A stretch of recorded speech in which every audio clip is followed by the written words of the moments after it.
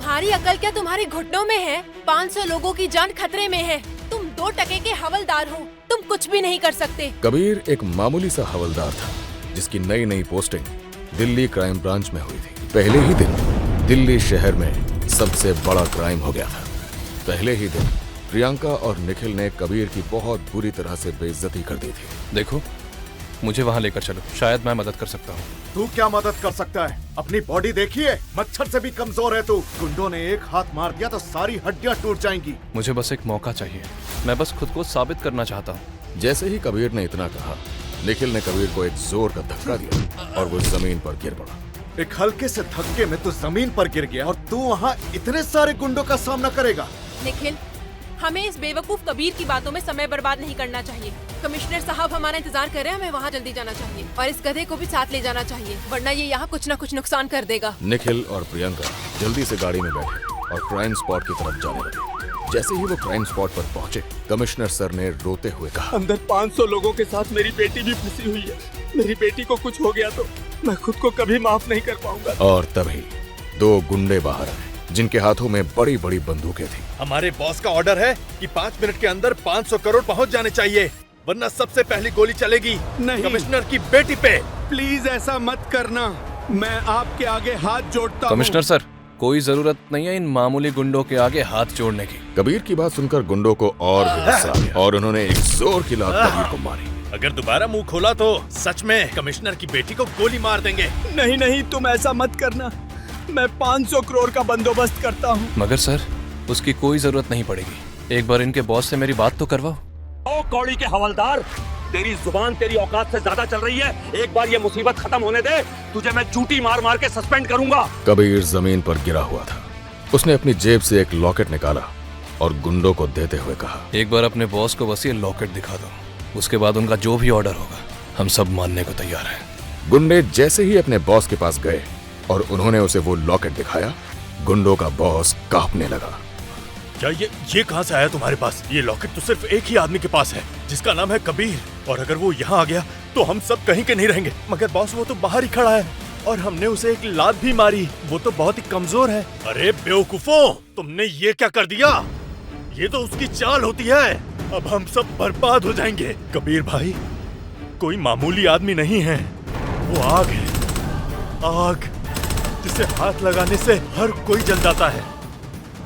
अब हमको कबीर भाई से कोई नहीं बचा सकता। आखिर ऐसा क्या राज छिपा था उस लॉकेट में? क्यों एक मामूली से हवलदार का नाम सुनकर कांपने लगा था उन गुंडों का बॉस? कबीर की सच्चाई जानकर उड़ जाएंगे आपके भी होश। मिलिट्री हॉस्पिटल के इमरजेंसी रूम में वहां के 5 बेहतरीन डॉक्टर्स एक जवान को बचाने में लगे हुए थे। उस जवान का पूरा शरीर सुइयों से भरा हुआ था और वो खून से सना हुआ था। कंप्यूटर पर तो वो जवान जिंदा दिखाई दे रहा था, लेकिन देखने में ऐसा लग रहा था जैसे उसकी आंखों से जान चली गई हो। उसका शरीर एकदम बेजान लग रहा था। उसी इमरजेंसी रूम के बाहर खून से लथपथ 2 और फौजी अपने फटे हुए यूनिफॉर्म में हैरान परेशान दिख रहे थे। शायद वो डॉक्टर्स के बाहर निकलने के इंतजार में थे।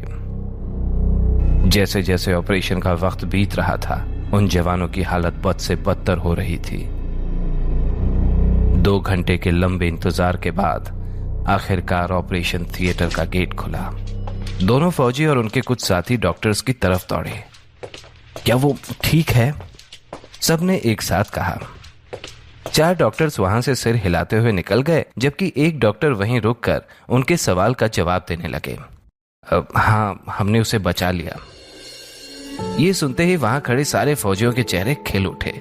सबको राहत की सांस आई, लेकिन उन फौजियों के टीम इंस्ट्रक्टर को लगा कि बात कुछ और है। वो पूरी तरह से ठीक तो हो जाएगा ना? टीम इंस्ट्रक्टर ने पूछा। उसके शरीर की चोटों की तो ज्यादा दिक्कत नहीं है, लेकिन जो केमिकल उसको लड़ाई के टाइम पर दिया गया था वो खतरनाक है और ऐसा हमने पहली बार देखा है। ये डिफेक्टिव केमिकल कैटेगरी में आती है। इसको बचाने में जो देरी हुई है उसकी वजह से ये केमिकल उसके ब्लड में मिल गया है और इसे वीक बना रहा है। डॉक्टर की बात सुनकर दोनों फौजी सुन्न पड़ गए। वीक होने से आपका क्या मतलब है? क्या इसका असर उसकी ताकत और परफॉर्मेंस पर पड़ेगा? दरअसल केमिकल पूरे शरीर में फैल गया है। अभी ये कहना मुश्किल है कि इस केमिकल का उसके शरीर पर क्या असर होगा, लेकिन इसका असर घातक भी हो सकता है। इसके साथ जो हुआ उसके लिए मुझे बहुत दुख है। देश के ऐसे जांबाज के साथ इस तरह की घटना होना वाकई हैरान करता है। डॉक्टर ने निराश होकर कहा। डॉक्टर की बात सुनकर दोनों फौजी और उनके साथी शॉक्ड थे। दोनों फौजियों के चेहरे पर 12 बजे हुए थे। तभी एक फौजी ने अपना आपा खो दिया और जोर से दीवार पर अपना हाथ दे मारा। कुछ ही पल में उसके दस्ताने से खून की बूंदें जमीन पर टपकने लगीं। सब मेरी गलती है।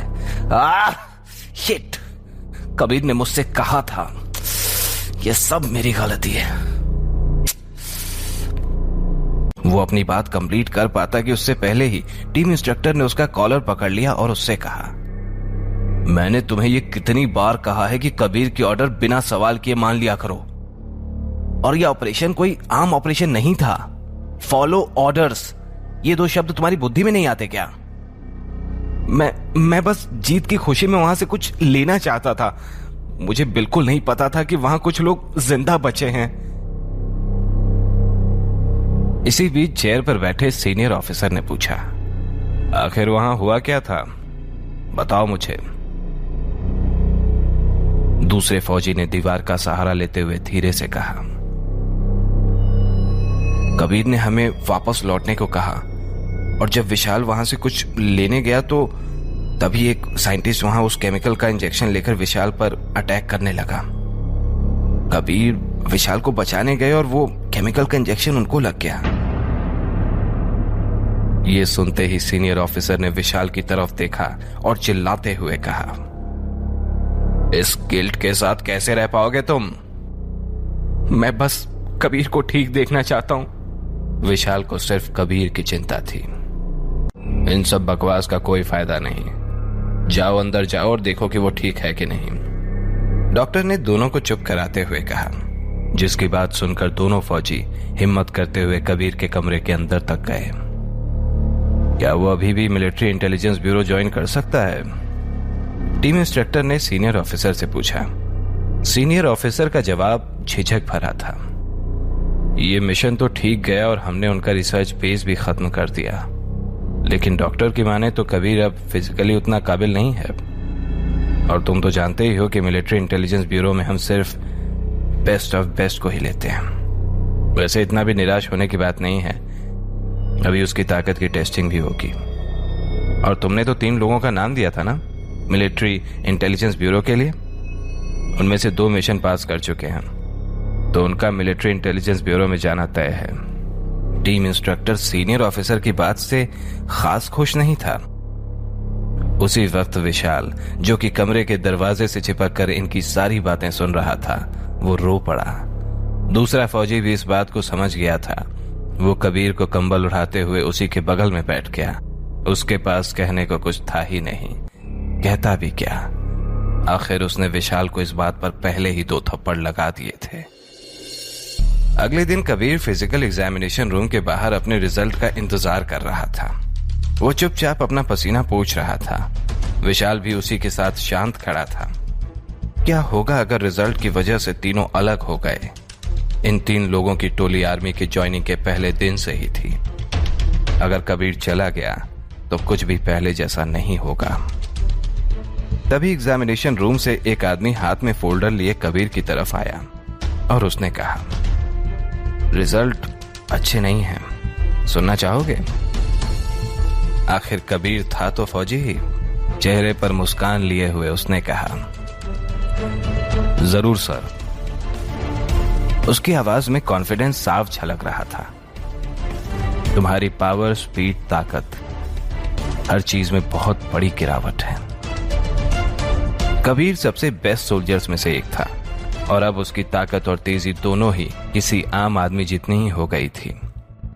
किसी के पास इतनी हिम्मत नहीं थी कि वो उसे बता पाए कि अब वो मिलिट्री इंटेलिजेंस ब्यूरो को ज्वाइन नहीं कर पाएगा। उस आदमी की बात सुनने के बाद भी कबीर के चेहरे पर हंसी ही थी। लेकिन एक फौजी की हंसी के कई मतलब होते हैं। सबके जाने के बाद विशाल से रुका नहीं गया और वो वहीं पर रोने लगा।